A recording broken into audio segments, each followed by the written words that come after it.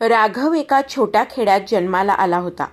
आई सुमती आणि बाबा गोविंद यांनी खूप कष्ट करून त्याला मोठं केलं. गोविंद शेतमजुरी करत तर सुमती घरकाम करून हातभार लावायची. दोघांनी आपल्या गरजा कमी करत राघवच्या शिक्षणासाठी जमेल तसे पैसे वाचवले. राघव हुशार होता. त्याने शिक्षण पूर्ण करून मोठ्या शहरात जाऊन चांगली नोकरी मिळवली. शहरात गेल्यानंतर राघवचे जीवनच बदलले. तिथल्या चकाकीने त्याला झपाटले. आई वडिलांचे फोन येत पण त्याला वेळ नसतो म्हणायचा. हळूहळू त्याचे फोन कमी झाले आणि शेवटी बंदच झाले.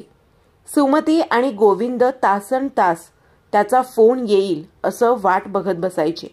गोविंद कधी कधी म्हणायचा, आपला राघव खूप बिझी आहे ग, आपल्याला कधीतरी फोन करेल.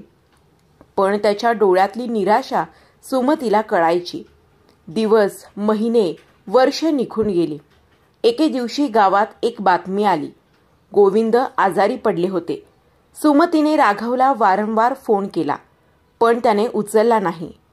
शेवटी गोविंद यांनी शेवटच्या श्वासात सुमतीला सांगितलं, राघवला सांग, आपण त्याच्यावर खूप प्रेम केलं, त्याचं भलं व्हावं एवढीच इच्छा होती.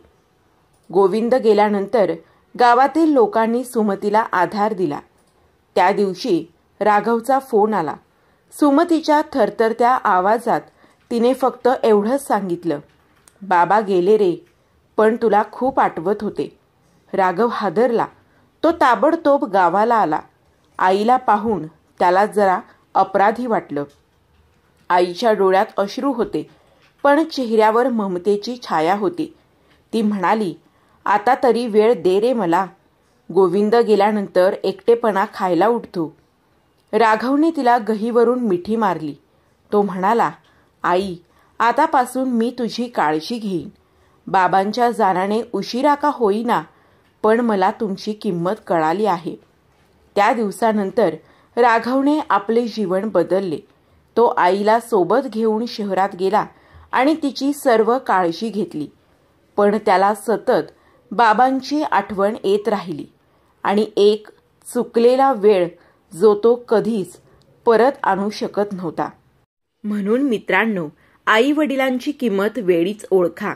कारण वेळ निघून गेल्यावर आपल्याला कितीही काहीही करायचे आहे म्हटलो तरी आपण काहीच करू शकत नाही.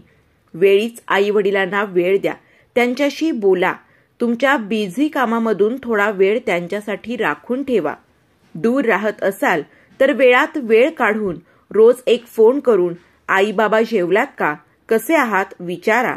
आणि जवळ राहत असाल तर घरी आल्यावर थोडा वेळ त्यांच्याजवळ बसून त्यांच्याशी बोला. कारण मित्रांनो, या वयात त्यांना महागडे औषधेही बरे करू शकणार नाहीत, पण तुमचा त्यांना दिलेला थोडासा वेळ त्यांच्यासाठी अमृत होऊन जाईल. तुम्ही त्यांना दिलेली किंमत, त्यांनी तुमच्यासाठी काय काय केले याची ठेवलेली तुमची जाणीव आणि त्यातून तुम्ही घेत असलेली त्यांची काळजी, यातच ते 99% बरे होतील. यात मात्र शंका नाही. बघा, विचार करा, पटतं का ते.